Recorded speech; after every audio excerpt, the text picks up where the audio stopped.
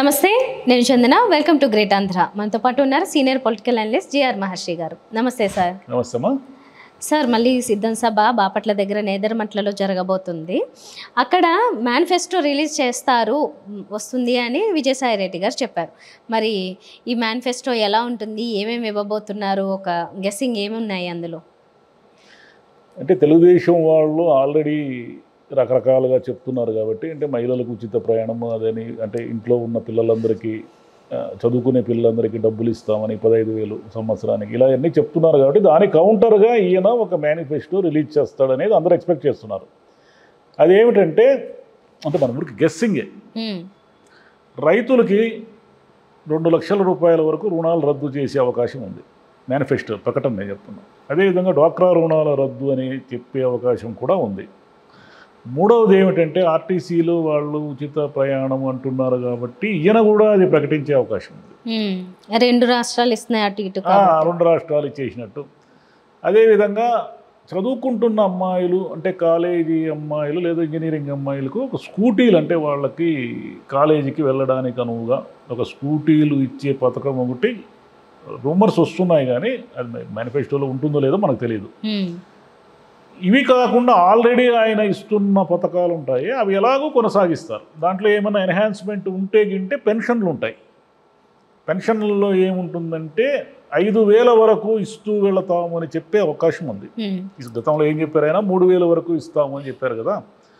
5,000 వరకు ఇస్తాము అంటే రాబోయే 5 ఏళ్లలో 3,000 రూపాయల పెన్షన్ 5,000 రూపాయల వరకు ఉండే అవకాశం ఉంది. ఇవి కాకుండా ఏమైనా కొత్తగా ఏమైనా ఉంటాయా అనేది ఒకటి. మరి ఈ పథకాలన్నీ అమలైతే డబ్బులు ఎక్కడా అనేది ఎవరైనా క్వశ్చన్ చేస్తారు. కాకపోతే ప్రతిపక్షాలకు ఆ క్వశ్చన్ చేసే అవకాశం లేదు. ఎందుకు లేదంటే మీరు అవే ప్రకటించారు కదా, మీరు అవే ప్రకటిస్తున్నారు కాబట్టి ఆయనని డబ్బులు ఎక్కడి నుంచి తెస్తావనే మాట అనడానికి లేదు. కాకపోతే వీళ్ళు ఏమంటారంటే చంద్రబాబు నాయుడు గారు నేను సంపద సృష్టిస్తాను, సృష్టించి ఖర్చు పెడతాను అంటున్నారు. మరి సంపద సృష్టించడం అనేది ఇట్స్ నాట్ సో ఈజీ, ఊరికే మాటలే తప్ప. కాకపోతే వైఎస్ జగన్ గారికి, చంద్రబాబు నాయుడు గారికి ఈ హామీలులో ఉన్న తేడా ఏమిటంటే, సరే కొన్ని ఆయన చేయలేకపోయినవి కూడా ఉన్నాయి. మద్యం కావచ్చు, ఈ పెన్షన్ పథకం ఉందే మన ఉద్యోగులకు సంబంధించిన కాంట్రిబ్యూటరీ పెన్షన్ పథకానికి సంబంధించి కావచ్చు, లేదా ఇంకేమైనా 1-2 ఉంటే ఉండొచ్చు. కానీ ఆయన చెప్పిన ఆ పథకాలు ఉన్నాయి, నాడు నేడు, ఇంకోటి నవరత్న పథకాలు అవి ఉన్నాయి కదా, అవన్నీ కూడా పక్కాగా అమలు చేశాడు. సరే కరోనా టైంలో ఎన్ని ఇబ్బందులు ఉన్నాయి, ఆదాయం లేదు, అప్పులు చేశాడా, ఇవన్నీ ఉంటాయి కదా. రకరకాల కారణాలు, ఆర్థిక కారణాలు ఏమున్నప్పటికీ ఢిల్లీకి వెళ్ళి ఆర్బీఐతో అప్పు తెచ్చారా, బాండ్లు అమ్మారా, ఇంకోటి అవన్నీ మనకు సంబంధం లేని విషయాలు. కానీ సామాన్య జనానికి ఏమిటంటే జగన్ చెబితే ఎంతో కొంత చేస్తాడు, నిలబడతాడు అనే ఒక నమ్మకం ఉంది. ఆ నమ్మకం ఇటువైపు లేదు, అది ప్రాబ్లం. చంద్రబాబు నాయుడు గారు చెబితే 100% చేస్తారు అనే నమ్మకం లేకపోవడం వీళ్ళకి మైనస్.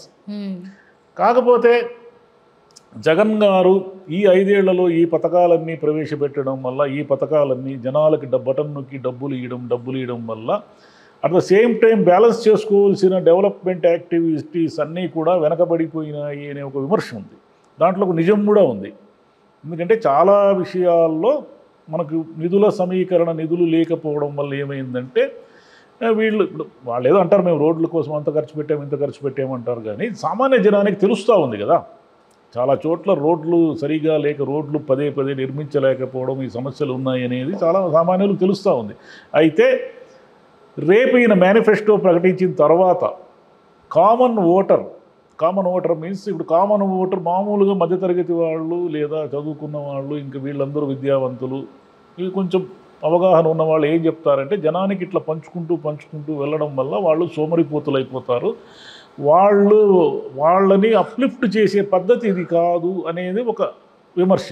ఏ విమర్శకైనా కూడా 50% ఎడ్జ్ అటు ఇటు ఉంటుంది. నాణ్యానికి ఇట్లా ఎగరేస్తే 2 ముఖాలు ఉన్నట్టుగా ప్రతి విమర్శకి 2 ముఖాలు ఉంటాయి. సరే, మీరు చెప్పినట్టుగానే జనానికి డబ్బులు పంచడం, సంక్షేమ పథకాల వల్ల నాశనం అయిపోతుంది, ఆర్థిక పరిస్థితి విధ్వంసం జరుగుతుంది అనేది మీ వాదన కాబట్టి ఓకే, ఆ వాదన కూడా ఒప్పుకుందాం. అయితే స్వాతంత్రం వచ్చినప్పటి నుంచి సంక్షేమ పథకాలు అనేటివి అంత ముందు నుంచి ఇంత విపరీతంగా లేవు కదా. పేదలకు సంక్షేమ పథకాలు లేని కాలం, అంటే ఇంత ఉధృతంగా లేని కాలం కూడా ఒకటి ఉండింది కదా. అప్పుడు ఏమైనా పేదలకు ఏమైనా బెయిల్ చేశారా?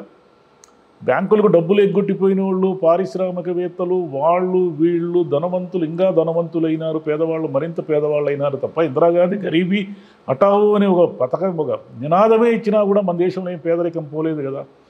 కాబట్టి వీళ్ళకి ఏదో ఒక ఆలంబన, సంవత్సరం వస్తే వాళ్ళకి ఏదో ఒక ఇంటికి పెన్షన్ రూపం కానీ ఇంకోటి కానీ ఒక ₹1,00,000 రావడం అనేది ఆర్థిక ఆలంబన. ఆ ఆర్థిక ఆలంబన వల్ల అంటే గవర్నమెంట్ కొన్ని లక్షల కోట్ల రూపాయలు జనంలోకి పంపింగ్ చేయడం వల్ల ఆర్థిక పరిస్థితి మెరుగుపడుతుంది, వాళ్ళు బాగుపడతారు అనే వాదన కూడా ఉంది. ఎందుకంటే దీంట్లో మళ్ళీ చిన్న ఇది ఉంది.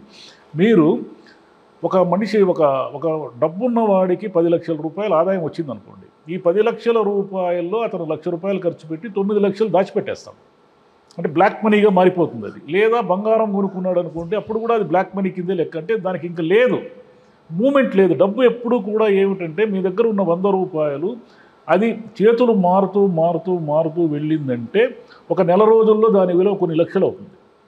మీరు ఇచ్చిన ₹100 ఒక మెడికల్ షాప్లో మీరు మందులు తీసుకుంటే ఆ మెడికల్ షాప్ వాడు కిరాణా కొట్టులో ఇస్తే, కిరాణా కొట్టువాడు ఇంకొక చోట ఆ 100ను మారిస్తే, అలా చేతులు మారుతున్న డబ్బుకి ఎప్పుడు కూడా విలువ ఎక్కువ. డబ్బు ఎప్పుడైతే బీరువాలో ఉండిపోతుందో డెడ్, అది దాన్ని బ్లాక్ మనీ అంటారు.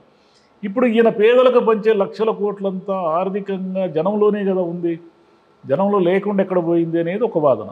అంటే వీటన్నిటినీ మనం అంటే ప్రతిదానికి రకరకాల వాదనలు ఉంటాయి. అయితే కామన్ ఓటర్ ఏం ఆలోచిస్తున్నాడు అనేది ఒక్కటే ఇక్కడ క్వశ్చన్.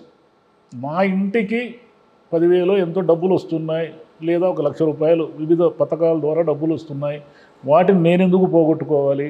లేదా ఒక రైతు ఉంటాడు, నాకేదో రైతు బంధు వస్తూ ఉంది, నాకు ₹2,00,000 రుణమాఫీ చేస్తానంటున్నాడు.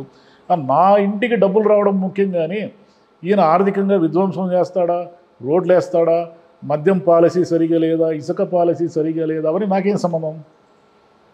అట్లా ఆలోచిస్తే మాత్రము వైసీపీ పూర్తిగా ఇటువైపు ఉండే అవకాశం ఉంది ఓటర్లు, అంటే మెజారిటీ ఓటర్లు. అట్లా కాకుండా లేదు విధ్వంసమను అదను, వీళ్ళు జనాల డబ్బులు జనాలకు పంచి మళ్ళీ ఒక చేత్తో ఇచ్చి ఇంకో చేత్తో తీసుకుంటున్నారను, అంటే ఇంత దూరం ఇంత తెలివిగా ఆలోచిస్తారా జనం అనేది ఒక క్వశ్చన్ మార్క్. అంటే కామన్ ఓటర్ గురించి చెప్తున్నా, చదువుకున్న వాళ్ళు లేదా వీళ్ళ గురించి కాదు.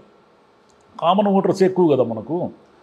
కాబట్టి ఈ మేనిఫెస్టోలో ఏం పథకాలు ప్రకటిస్తాడు అనేది ఆయన్ని గెలుపు దిశగా తీసుకెళ్తుందా లేదా, జనం ఈ పథకాలు గితకాలు అన్నింటినీ నమ్ముతారా నమ్మరా, లేదు చంద్రబాబునే నమ్ముతారా? చంద్రబాబును నమ్మే అవకాశాలు ఈయంతో పోల్చుకుంటే తక్కువ. ఎందుకంటే క్రెడిబిలిటీ ఈయనకు ఎక్కువ ఉంది పథకాల విషయంలో, చంద్రబాబుకు తక్కువ ఉంది. చంద్రబాబు చెప్పిన పథకాలు నిరుద్యోగ భృతి అన్నాడు, అవన్నాడు ఇవన్నాడు ఏవేవో అన్నారు కదా. మీకు 2014లో ఆయన మేనిఫెస్టో తీస్తే మనకు 2019 వరకు ఆయన అధికారంలో ఉన్నప్పుడు వాటిని అమలు చేయలేదు. ఇది ఒక చిత్రమైన స్థితి. ఆర్థికంగా డబ్బులు లేవు, ఏ స్టేట్లోనూ లేవు, చాలా స్టేట్స్లో డబ్బులు లేవు, ఆర్థికంగా అందరూ అప్పుల్లో ఉన్నారు. ఇటు తెలంగాణ అయినా సరే, ఆంధ్రప్రదేశ్ అయినా సరే. ఒకవైపు సంక్షేమ పథకాలు ప్రకటించకపోతేనేమో గెలిచే అవకాశాలు లేవు, సంక్షేమ పథకాలు ప్రకటిస్తేనేమో ఇప్పుడున్న దానికి మరిన్ని అప్పులు చేస్తారు. ఈ అప్పులన్నీ వడ్డీలు కట్టి వడ్డీలు ఇవన్నీ ఎలా కడతారు? మళ్ళీ మనకి ఏదో రూపంలో ట్యాక్సులుగా వస్తాయి. కాబట్టి ఇదంతా కూడా ఎక్కడ దీనికి మందు ఉంది, ఎక్కడ దీనికి మందు వేస్తే సెట్ అవుతుంది అనేది ఎవరికి తెలియదు. ఎందుకంటే రాజకీయ నాయకులకు అధికారమే ముఖ్యం కాబట్టి వాళ్ళు ఎన్ని పథకాలైనా పెడతారు. అదని ఇదని ఏదో చెప్తుంటారు, నోటికి వచ్చి చెప్తారు. మళ్ళదేం పోయింది? అప్పులు వాళ్ళు తెస్తారు, ఏదో బ్యాంకులోనో ఇంకో వరల్డ్ బ్యాంకు ఇంకో బ్యాంకులో తెస్తారు, అవన్నీ పనిచేస్తారు. పనిచేసిన తర్వాత ఏమిటి? మళ్ళీ వాటికి వడ్డీలు కట్టాలా లేదా తీర్చాలి. అలాగే డెడ్ లైన్స్ ఉంటాయి. అప్పులు ఎవరు ఊరికే ఇవ్వరు. ప్రపంచంలో ఆర్థిక సంస్థలన్నీ ఉంటాయి కదా, ఈ ఆర్థిక సంస్థలన్నీ ఏం చేస్తాయంటే, మీరు వడ్డీ కడుతూ ఉంటే మీ జోలికి రారు, మీరు వడ్డీ కట్టకుండా డిలే చేస్తూ వచ్చారంటే మిమ్మల్ని బ్లాక్ లిస్ట్లో పెడతారు. కాబట్టి ఎవరు కూడా ఊరికే అప్పులు ఇవ్వరు. ఆ అప్పులన్నీ మనం పైసాతో సహా కట్టాల్సిందే. ఎలా కడతారు? మీకు ఆర్థికంగా ఇప్పుడు వ్యవసాయము, పరిశ్రమలు ఈ రెండు డెవలప్ కాకుండా ఏ రాష్ట్రంలో కూడా ఆర్థిక స్థితి మెరుగుపడదు. కానీ మనం ఆ దిశగా ప్రయాణమే చేయడం లేదు. ఈ ఒక గవర్నమెంట్ అని కాదు, మొత్తం నేను టోటల్గా చెప్తున్నా. ఈ సంక్షేమ పథకాలకు సంబంధించిన కత్తికి రెండు వైపులా పదునున్నట్టు మనము గొంతు కోసుకుంటామా, పండు కోసుకుంటామా అనేది ఆ నిర్వహించే వాళ్ళని బట్టి ఉంటుంది.